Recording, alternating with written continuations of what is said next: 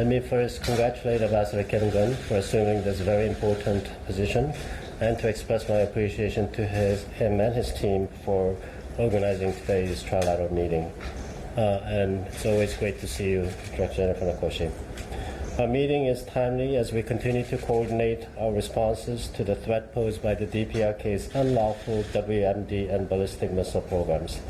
I'm also very glad that we get a chance to meet so soon after President Biden's successful visits to both Seoul and Tokyo.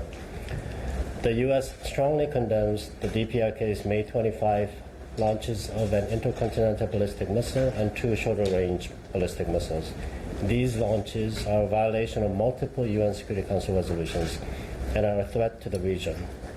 In response to the DPRK's unlawful and destabilizing actions, our nations executed bilateral coordinated military operations, demonstrating the U.S., ROC, and Japan's unwavering commitment to collective security and regional stability. This year alone, the DPRK has launched 23 ballistic missiles, all of which violate international law, escalate military tensions, and destabilize the region. The U.S. assesses that the DPRK is preparing its Punggye test site for what would be its 7th nuclear test. This assessment is consistent with the DPRK's own recent public statements. We are preparing for all contingencies in close coordination with our Japanese and ROC allies. Furthermore, we are prepared to make both short and longer-term adjustments to our military posture as appropriate in responding to any DPRK provocation, and as necessary to strengthen both defense and deterrence to protect our allies in the region. In addition, we face the challenges brought on by the DPRK's first publicly acknowledged COVID-19 outbreak. We're concerned about how the outbreak might affect the North Korean people, the economy, and the already dire food situation. In the wake of these developments, the multiple meetings and calls the U.S., ROC, and Japan governments held at all levels reflect our concern over the DPRK's behavior, as well as the high value the United States places on trilateral cooperation and coordination among our 3 countries. Our bottom line has not changed. Our goal remains to complete the denuclearization of the Korean Peninsula, and we want to make clear to the DPRK that its unlawful and destabilizing activities have consequences, and that the international community will not accept these actions as normal. And the only viable path forward for the DPRK is through diplomatic negotiations. We do remain committed to seeking dialogue with the DPRK and continue to hope that the DPRK will respond positively to our offers to meet without preconditions. Finally, I want to note that we continue to support humanitarian cooperation and that the provision of COVID-19 related relief, including vaccines, to the DPRK. We hope the DPRK will respond positively to international offers of cooperation.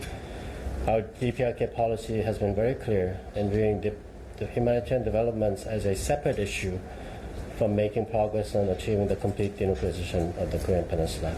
I look forward to further discussing our assessments and responses. Thank you very much. Ambassador Kim, Director General Nakoshi, it is my pleasure to welcome you to Seoul. Today marks only my 3rd week since taking office, and we have had more than a few formal discussions already. I think this speaks volumes about, 1, the urgency and importance of the issue we deal with, and 2, the strengths of our close trilateral cooperation. Our trilateral cooperation is essential for responding to challenges posed by North Korea. Our leaders have once again highlighted this on the occasion of President Biden's visit to the region. Last week's joint statement by Minister Park, Secretary Blinken, and Minister Hayashi is one example of such cooperation. The 3 countries are maintaining close coordination and communication at all levels. I hope we can continue to build on such cooperation. Today's meeting is extremely timely considering the gravity of the current situation on the Korean Peninsula. This compels me to spell out the simple truth. North Korea's relentless pursuit of nuclear weapons will only end up strengthening our deterrence. This will ultimately run counter to Pyongyang's own interest. Simply put, the course that Pyongyang is currently embarking on has only one inevitable destination: reduced security for North Korea itself. Besides, prolonged isolation will